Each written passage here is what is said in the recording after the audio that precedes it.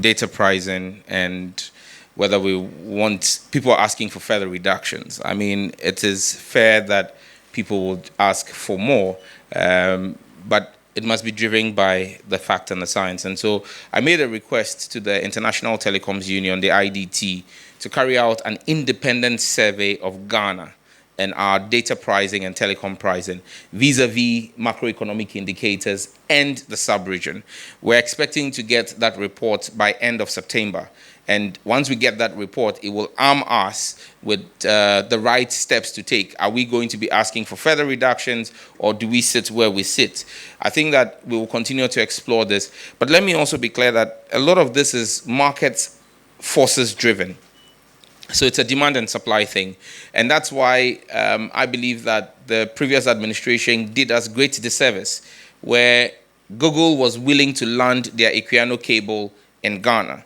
And because of whatever personal interest existed in the ministry at the time, we frustrated Google from landing its Equiano cable, and they took the cable to Togo. Why is Equiano critical for the cost of data in Ghana? There are currently 5 cables that land in Ghana, submarine cables that land in Ghana. If you put the 5 cables, the capacity together, that capacity is less than 70% of what Equiano alone carries. So if Equiano had landed here, it's a supply market, it's a demand and supply thing. When you have double the capacity in country, automatically the prices will drop. And so we've started work, and last 2 weeks I brought the senior vice president of Google to the country, and we met with His Excellency the President, and the President, John Dramani Mahama, told him, James Manyinka, that the government is willing and ready to engage with Google, and that we wanted Equiano here before the end of 2026. Commitments have been made by Google's end, and we're hopeful that we'll work with Google and expedite whatever actions to ensure that Equiano lands here in Ghana to improve capacity. On the quarterly integrity data assessment that's done by the NTA, yes, the NTA is on the course to do that.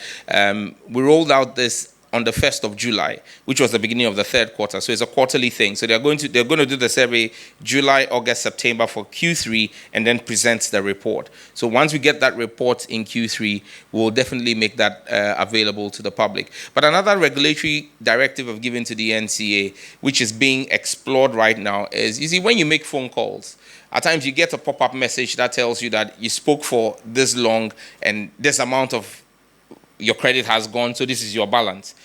We're trying to see if we can work with the telcos to ensure that at the end of every day, they also send you a pop-up message like that, that gives you on a daily basis, a report of what your data usage has been, so that it's also able for you to then work. Because every one of the cases I've investigated, we've had to request for the CDRs.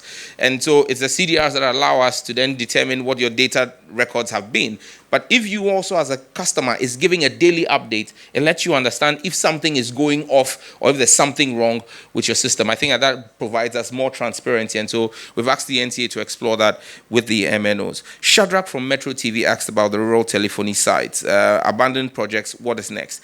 Very true. There are about 400 of the 1,500 sites that had been, on paper, constructed that have equipment at different levels of erection.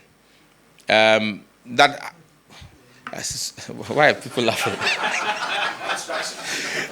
Okay, different stages of construction. My choice of words are very interesting. Anyway, and so you have some of the areas where the masts have been constructed, but there's no traffic running through there. So people say that they see the mast, but it's not working. And so we've engaged the contractor, Ascend Digital, and we're asking for them to complete that. And then we are dispatching them to complete their almost 500 sites that have not been started at all. And so we're hoping that before the end of this quarter, they would go back. We're doing full audits of it, and they've not been paid fully. There's still some money that is owed them. We will not authorize the release of those payments until we see full execution of the project. And he spoke about data access in rural communities. That's where the real challenge is, because you see, most of these cell sites were 2G and 3G sites, the rural telephony sites. Most of what were built were 2G and 3G. And so you realize that a lot of the data experience is actually 4G. So in those areas, even though there are rural telephony sites, if you are in a rural part of the country or driving through a rural part of the country and you are on the rural telephony network, your data experience is almost non-existent. You can only make voice calls. And that's why for us as a ministry, we've indicated that we're going to review RTP1 and RTP2, which is a rural telephony project, see how well we can upgrade them to 4G sites to be able to give data experience there. And as we begin to explore RTP3 sites will all be 4G and 5G enabled. Because we believe that you must not only take voice to the rural community, you must take data as well, because that's the only way you can bridge the digital divide. Kamala from TV3 asked about NGIC and the previous claim. I think it was sometime in November 2024 that the previous administration launched with fanfare 5G. Let's just say that it was smoke screens and voicemail. There was actually no fact. I mean, even that day at that center where they launched the 5G, there was no 5G network, and there is no 5G anywhere. If there was 5G, I haven't directed the NCA or NGIC to turn off any 5G site. We would have seen it. But I think it's such smoke screens and gaslighting from the previous administration that made the Ghanaian people give such a decisive victory to President Mahama. And that's why for me as his Minister for Communication, Digital Technology and Innovation, I'll be truthful and honest with the Ghanaian people. We have no 5G service in the country. NGIC has received all the necessary approvals. In fact, last 2 weeks, I gave the final connecting entity license approval for MNOs. They're asking for an additional license for ISPs, which I have declined. My argument is simple. You have a license. You've had it for almost 3 years. At the very least, I've given you the authority and the license to regulatory approval for you to connect to MNOs. Focus on that and roll out with MNOs. Why do you want me to add additional ISP licenses for you? No, deal with MNOs. Let's see that you've rolled out with MNOs. 6 months after you've rolled out with MNOs, we'll consider granting ISP licenses as well. But for now, like I have indicated, if by end of Q4, we do not see a full commercial rollout on telecom operators of the NGIC 5G network, we would take away the exclusivity clause and then review the entire license arrangement in the interest of the Ghanaian people. Multi-choice. Now, Kamala, it is not a threat. It's simply a policy direction. Whom am I to issue threats? I'm merely a policy maker. And so the policy position of the government is clear. I'm just going to run through a portion of my letter to DSTV. In that letter, I compared Ghana, Nigeria, Liberia, and Ghana has a bigger population than Liberia, Angola, Botswana, that Ghana is bigger than as well, Eswatini, clearly Ghana is way bigger than Eswatini, and South Africa. For the premium package, Ghana pays 82 equivalent. What I did was I took all the package prices and pegged them at the central banks of all of these countries, their rates to the dollar, so that we have a uniform pricing. For premium package, Ghanaians are asked to pay $82.40. Nigerians are paying $29. Liberia is paying $61. Angola is paying $33. Botswana, $61. Eswatini, $52. South Africa, $51. Clearly, Ghana is way so high. There is no justification. It's the same content, the same old movies that are being shown. So there is no justification for Ghana being almost 30% more expensive. If you go to Compact Plus, Ghanaians are paying $54.3. Nigerians are paying $19.6. Liberia is paying $36. Angola is paying $27. Botswana is paying $43. Eswatini, $35. South Africa, $34. Again, you see the clear disparity. You go to Compact. Ghanaians are paying $36.20. Nigerians are paying $12.40. Liberia, $23. Angola, $18. Botswana, $33. Eswatini, $27. South Africa, $25. You go to family. Ghanaians are paying $18.10. Nigerians are paying $4.80. Liberia is paying $13. Angola is paying $11. Botswana is paying $21. Eswatini is paying $19, and South Africa is paying $18 as well. Access, Ghanaians are paying $9.45. Nigerians $2.70. Liberia is $8. Angola is $6. Botswana is $10. Eswatini is $9, and South Africa is $7.60 pesos. And let's just be clear: the same multi-choice in June last year did a $30 price reduction in Liberia. Liberia's prices were similar to Ghana.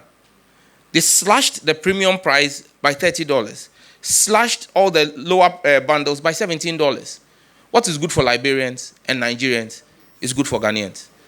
I am not threatening multi-choice, and I'm not hounding them out. We're simply protecting the Ghanaian people.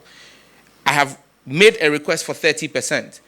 What I consider a proactive step will not be you writing to me and tell me that the prudent management of the economy by the Mahama administration that has led to upgrades in our credit rating by Standards and Poor's, Fitch, you tell me that that is a fluke. And so in my letter to MultiChoice, I asked them since when they began rating economies. Because for them to tell me that the improvement, the over 30% appreciation of the Ghanaian cedi is unsustainable and cannot be projected against, I want to know what expertise they have in determining the future of the Ghanaian economy. We are simply acting as regulators.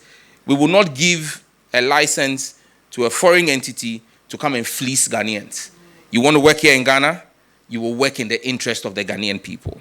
I gave them 21 days, they responded. I've given them another 7 days.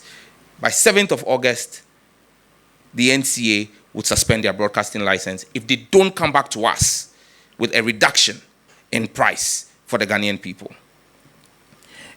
And I know that they are banking their hopes that the Ghanaian people will complain about the Premier League. No, there are several ways of killing a cat. Romeo, I'm not a cat hunter, please. Don't let my in-laws come after me. You know my wife is a Voltarian. That's on the lighter side. Me and Komla have eaten cat meat before. Romeo from Ahuto asked about fake news. Yes, I indicated that we had 15 legislation underway. One of them is a legislation on misinformation, disinformation, and fake news and hateful speech.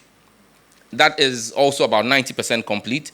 It's about to come to Cabinet for Cabinet approval, and we will lay it before Parliament, hopefully in the third meeting of this year, the third meeting of this first session of Parliament. Let's be clear. The days of fake news are numbered. And already the Cybersecurity Authority has been taking very swift action on some offenders. But we would codify this in a clear piece of legislation so that the judiciary themselves are aware. Because you see, it's one thing when you identify people who are peddling and then you even put them before courts, and the courts are unable to appreciate, because everybody is minded that we're not reintroducing criminal libel, and I need to be very clear about that. Free speech is a fundamental right, and we will protect the free speech. In fact, there are huge protections in the legislation that we have drafted. However, your freedoms end where my rights begin. And so you cannot enjoy your freedoms at the expense of another's rights to decency and protection against fake news. So, Romeo, there's work underway in that regard, which will be completed soon. Wisdom from XYZ asked about the 1 million coders and asked, what next after the 1 million coders? That's why we're focused on doing these partnerships with global giants. So if you're one of the 100,000 who get trained by Huawei, and then we're trying to move you off into one of the telecom giants to work, most of the telecom giants are running Huawei systems anyway. Huawei is one of the biggest telecom operators or in OEMs, original equipment manufacturers in the world. So if you are trained and certified by Huawei, you have a better chance than even many university graduates in being employed by the sector you've been trained in, because you've been trained by those who manufacture the equipment themselves. It's the same thing we've done with Google. Google is the biggest search engine in the world. And today, Google has the certification programs. In fact, 100,000 certificates that Google has given to us is valued at almost $2 million. So when you're trained by Google, and we're working very closely with Simon Maggi at GIPC, to bring in a number of business process outsourcing and knowledge process outsourcing jobs here. In fact, the BPO market is $4 trillion. Now, imagine if Ghana could attract even 10% of that market into our economy and what that will do for us. But to attract BPOs, they want to be sure that you've got the requisitely skilled people in data governance, in data forensics, in data management, cybersecurity. If we trained them just regularly, they will be certified, they'll be well trained, but their trainings are not international. But if the training they undertake is Google certified, when you bring in a BPO or a company from Europe or from America to set up in here, and you tell them I have 100,000 data analysts trained and certified by Google, that immediately opens up the market. And so what we're trying to do is position Ghana as a key player in the BPO ecosystem. We want to take part of that market away from India and the Philippines, which currently run this $4 trillion market, to bring at least $400 million worth of that here. And there's track record. President Mahama did it in his first term, and will take it to the next level in Mahama 2.0. Thank you.